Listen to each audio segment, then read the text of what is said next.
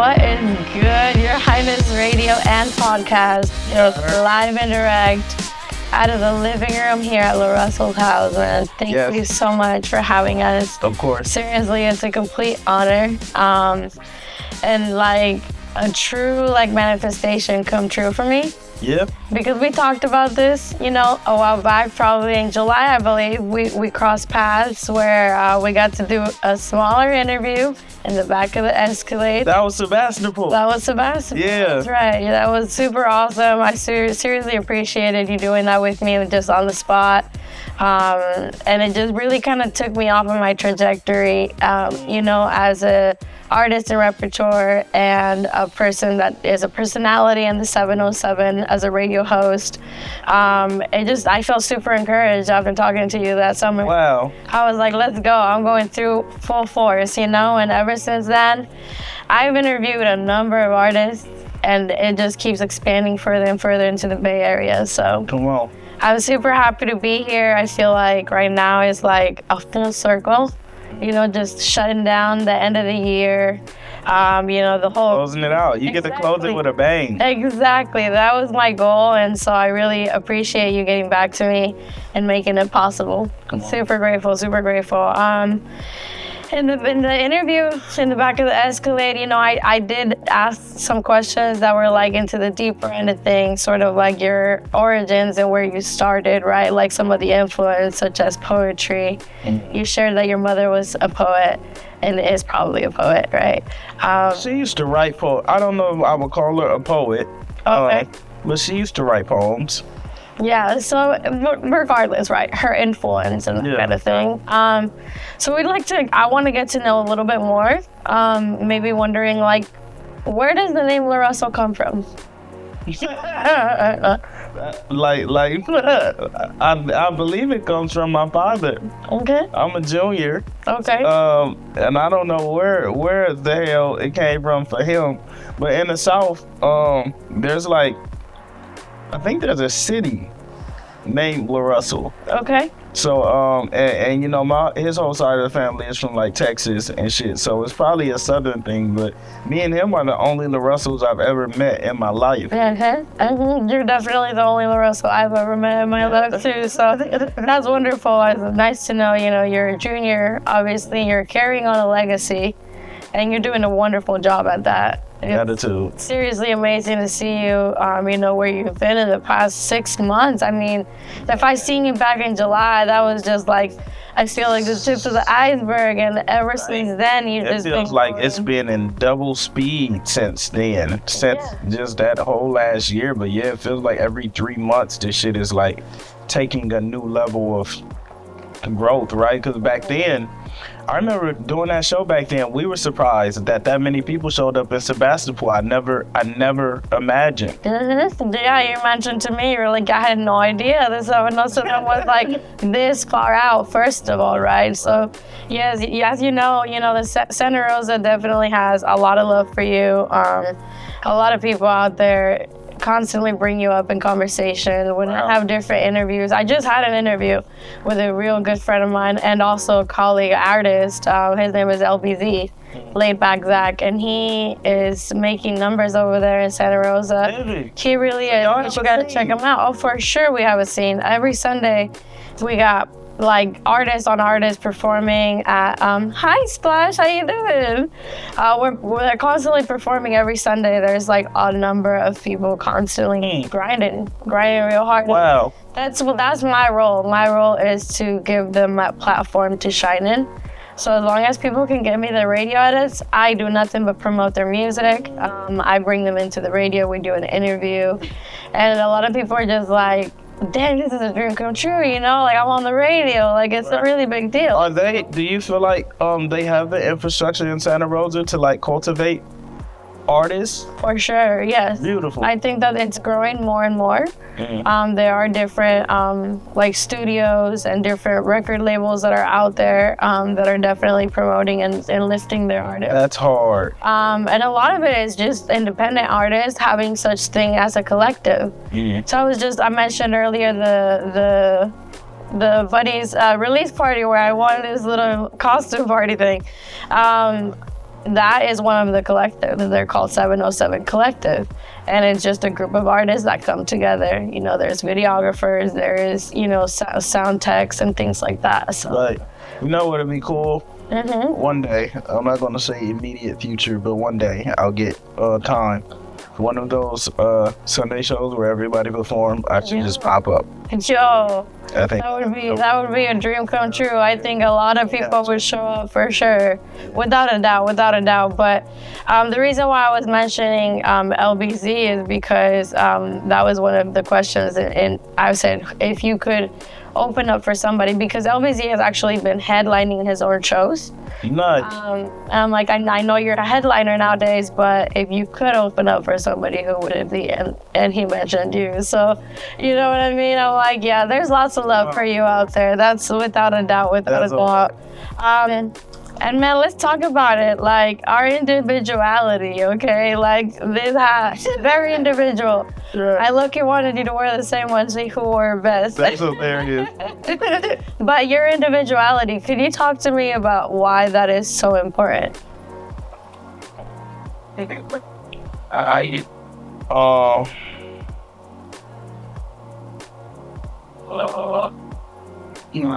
It's your creative expression. Imagine if you drove down a street and every house was the same color and the same build and all had the same color car in the driveway. Oh. You think you're going crazy.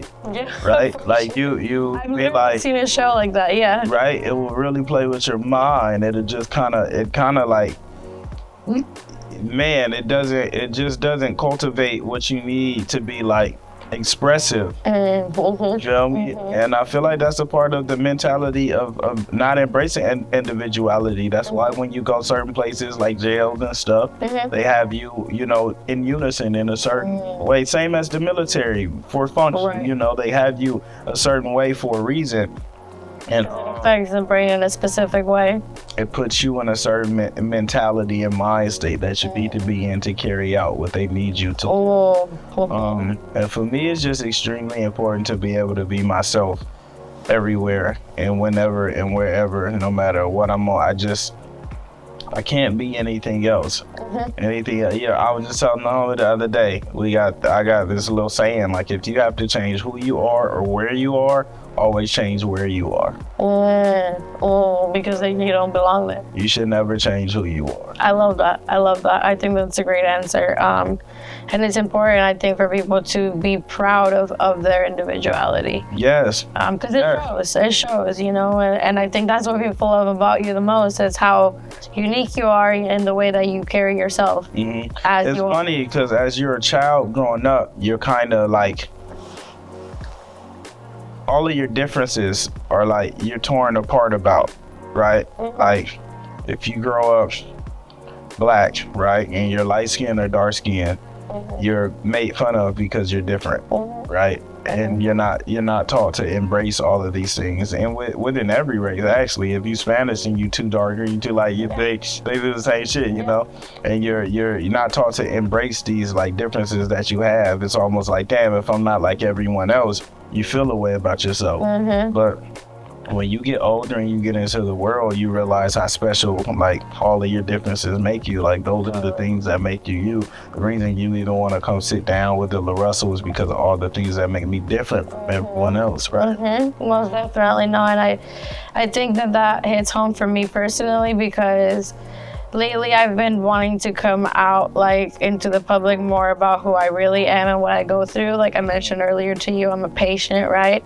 And I used to be very insecure about it, about talking out loud about it. Because first of all, people don't go through that, right? Second of all, people don't understand it. Right. And so then they see me as a lively woman that I am, right? I still love to smile. I still love to go out and be in functions, and you know, but I take care of myself. But little do they know, you know, I'm going through this or whatever, you know. So I think that hits home and specific to me, because those weaknesses, quote unquote, are what makes me stronger. Is what makes me me. So I think that's really important. It's like, it's what helps the world.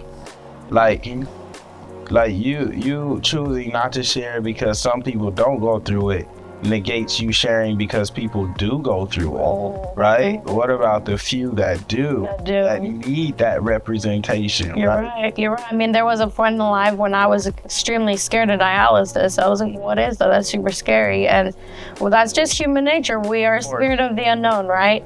But you're right. Like me speaking up aloud about it, being like, you know, this is actually a way of life. This is a way for you to keep striving through the conditions that you're in.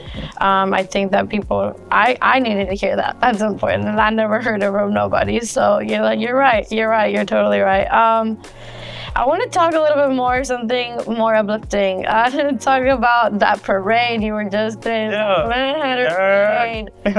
What if you could say like 2 words that describe how you felt in that moment? Like cruising down the street, you know, doing your thing, representing. Proud. Exactly. No, I love that. Back in my elementary days, I was the school president, and so I was allowed to go on the parade, and that felt really cool. It was a cool thing, and I got to take my daughter down on a float, and you know, those are just things that you don't really ever imagine yourself in. I didn't even know that was a thing, a position to be. That was the first time I've ever been to a parade in my entire life. Yeah. You know, like that's just not even shit that we typically participate in. So to be in that role and be able to share with my lineage, just kind of crazy. It's insane, you know. And those moments fly by to me. But when I sit and I think about all that shit, it's like I was a little nigga in my mama's garage making music, you know, at one point that no one gave a fuck about and wouldn't open any doors for me to do it. And now it's like, especially in this city now, I get anything I need and want, you know, and to see that transition happen has been insane for me. That's wonderful. And I have been noticing, you know, like, the different parts of the community that keep showing up for you. Huge shout out to Milano, right? Frankie. The boy. Shout out to him. I love that he's been showing up, and you know, all of the different. I just did a photo shoot with the black car with the angel in the front. Yeah, he just pulled up on me with that. I can get it done. Photo shoot. It was amazing. We were with Miami the most, and a few other people. It was really shout out Damien too. He's a great photographer. I love it. Yeah. What's Damien? Damien is Miami's nephew. Oh, okay. Yeah. Him and I have been working together. It's been awesome. What is your role in the Vallejo youth? Like what? Because I've noticed like you've visited a few schools. You participated in these kind of programs that they offer. Like it's been really cool to watch you create music with the kids. Right. That's super cool. So what is that role that you're doing? I think my role is a role model. That's right.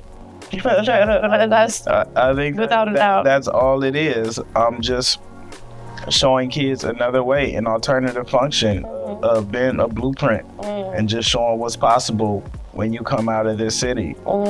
Yes. And I don't think it's anything beyond that. That's my goal in life as a human, is just to be a role model.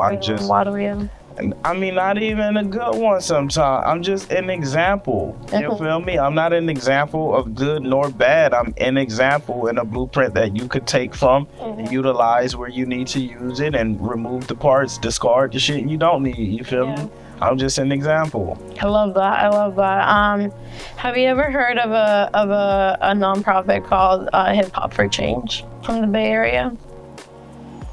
It's a program that a good colleague of mine, her name is Lil MC. She's the CEO of, and it's basically a program that goes through all the different schools in the Bay Area. Like I know for sure, like San Francisco and Oakland. Yes. And they give hip hop education, the different branches of hip hop, and how they can find which niche in hip hop they might find, whether it's dancing, DJing, songwriting, that kind of thing. It's really cool. I'm hopefully gonna be getting trained with them. Fire! So Look at that. Sonoma County. Look at that. And then maybe I can collaborate on something for the kids out there. That'd be amazing. That would be super amazing. Well, man, this past year has been a lot, you know, but in general, you know, you've been doing this for a while. What would you say your favorite part of your career is?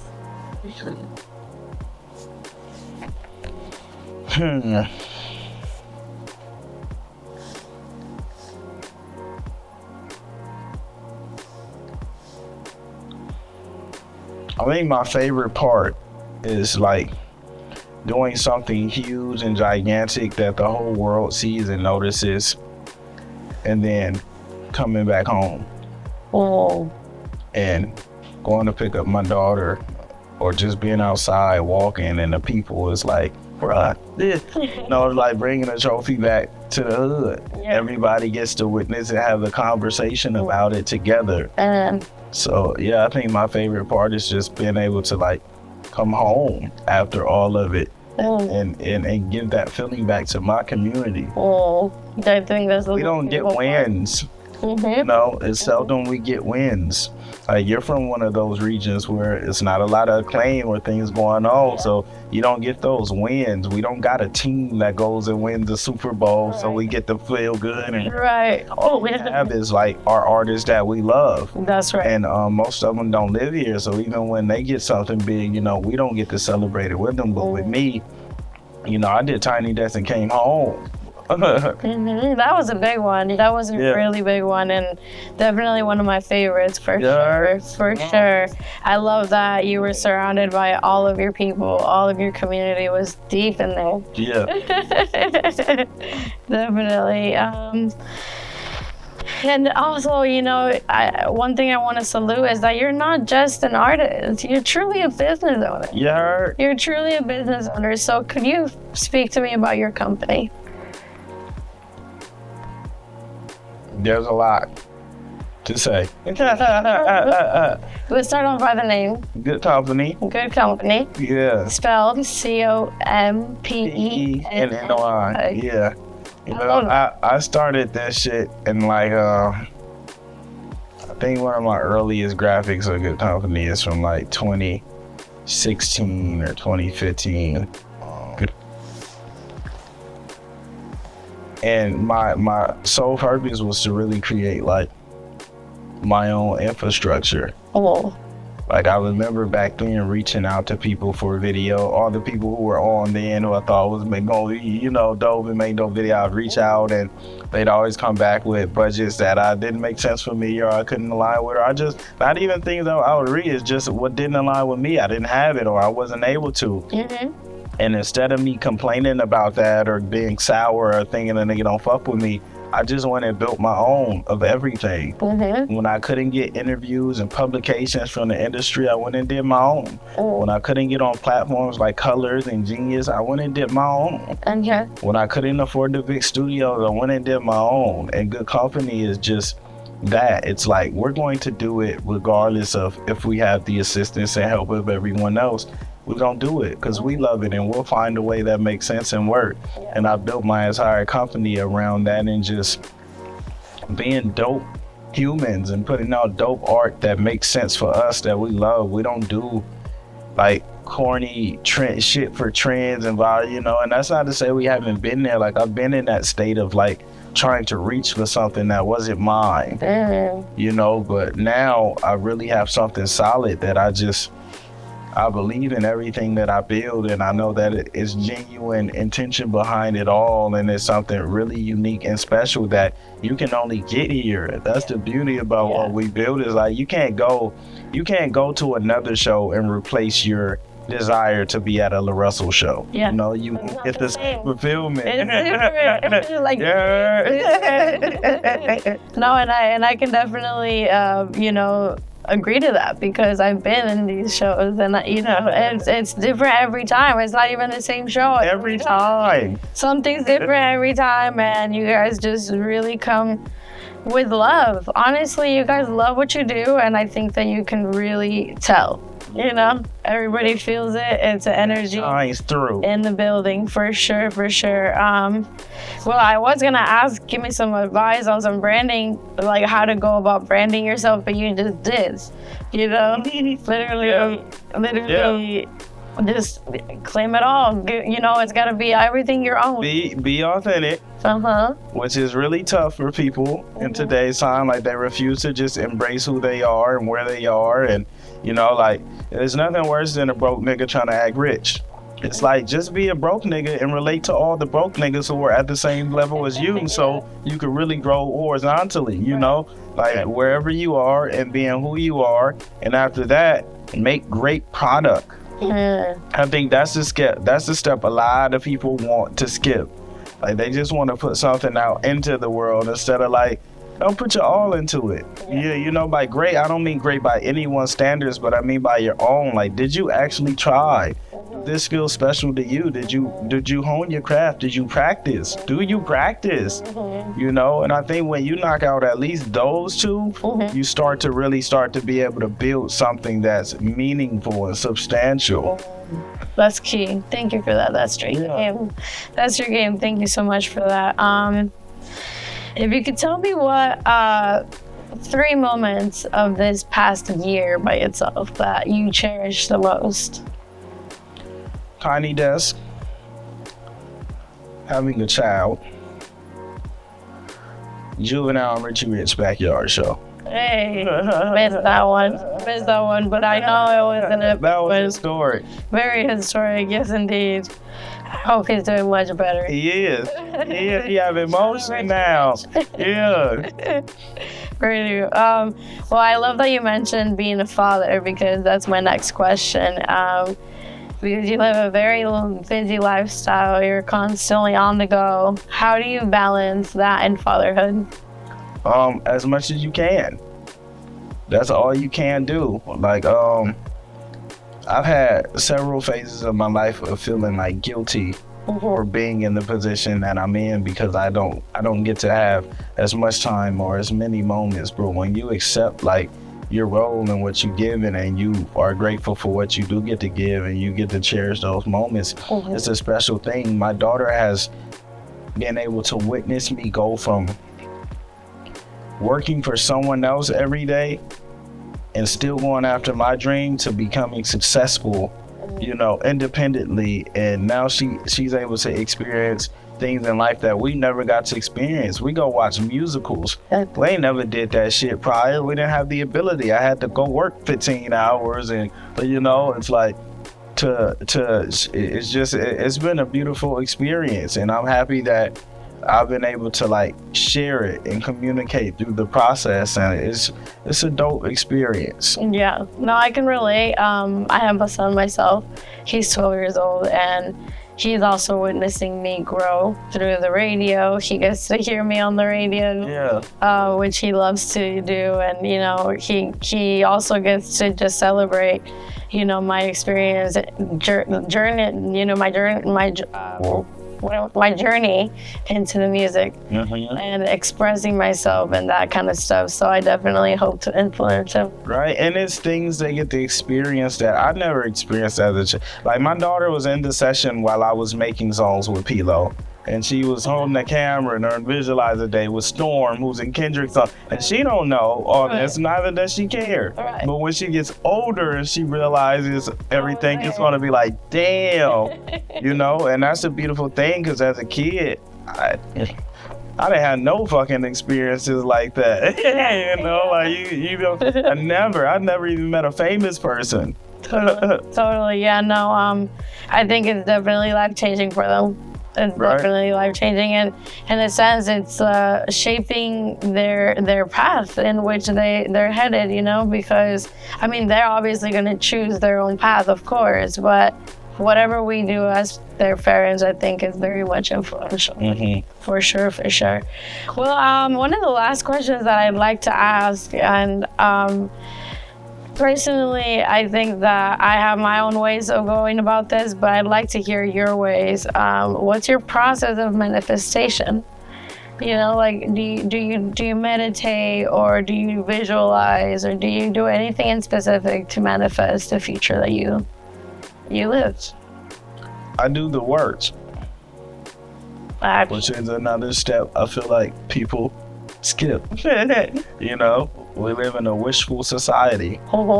I go do everything that's necessary, and that's how I manifest. My manifestation is me showing up every day and doing what I have to do to make it happen.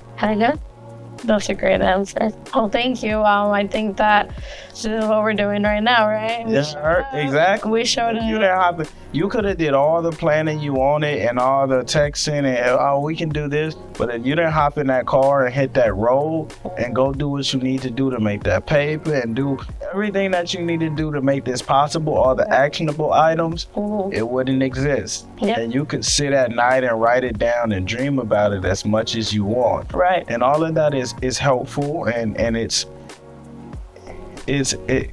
helpful, but none of it exists without the action. The action, yep, that's the key. Well, I'm like super excited to air this eventually. We're gonna surprise them. What you mean eventually? This shouldn't even go out. We're gonna be dropping it very soon, but we're gonna be surprising people at the right time with it. So what does that mean? What's the right time? Like, I don't know, the ending of the year with a bang.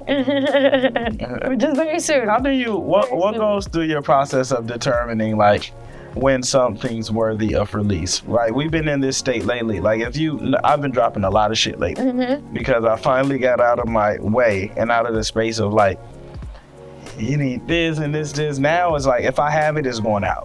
I feel and I've been reaping the benefits of it. Like, I've been seeing, you know, they tell you oversaturation and this, but I've been seeing every day my shit just growing, and it's because I'm just sharing shit every day and dropping it. I had a bunch of shit on YouTube that was scheduled out till summer next year, and I just said, fuck it.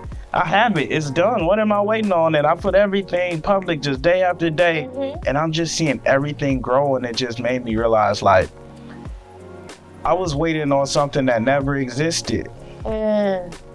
It's no doubt you're the first one on my timeline every time. And I'm sure everybody else's timeline too. No, that's one of the keys that I've actually picked up on from you, you know, is that blueprint that you let us know. Like, you want people to know about you, put it in their face.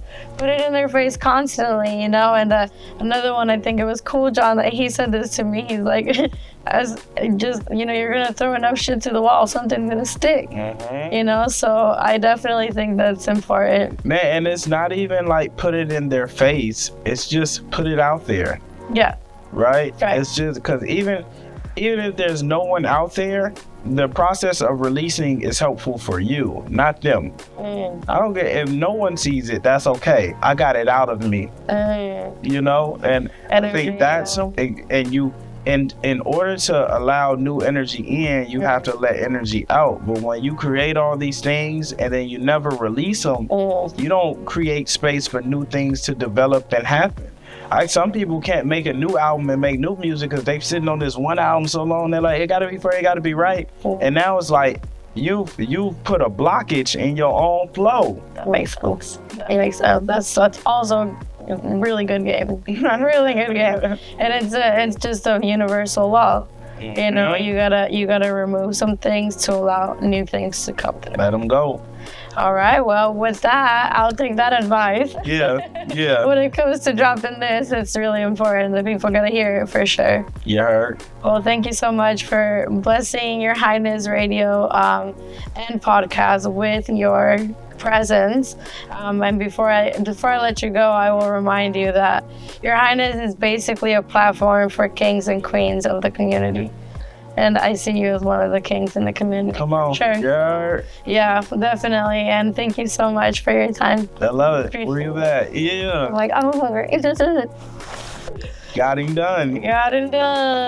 Awesome. And you had good questions. Hey, thank you. No, necessary.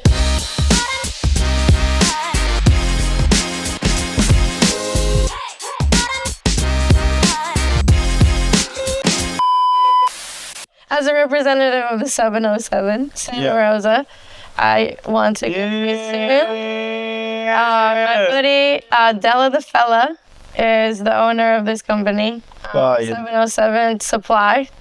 And he gave this to me at a different concert that we had going on over there. And he was like, I'm going to give this to you, but I need you to do something for me. give this to Russell. So Fire 707 Supply. yeah.